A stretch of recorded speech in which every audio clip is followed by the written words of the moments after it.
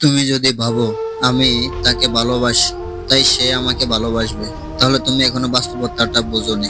ভালোবাসা শুধু বলেই হয় না, তাকে অনুভব করাতে হয়, তাকে প্রমাণ করতে হয়।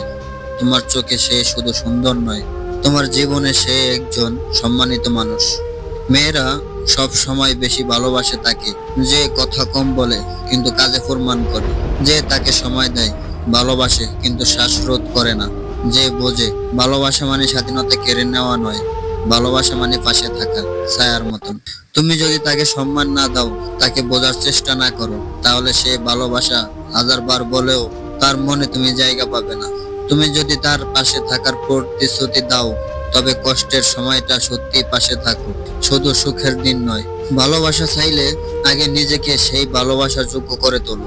তাকে বুঝিয়ে দাও সে শুধু তোমার স্বপ্ন নয়, তোমার বাস্তব জীবনেও স্থান পায়।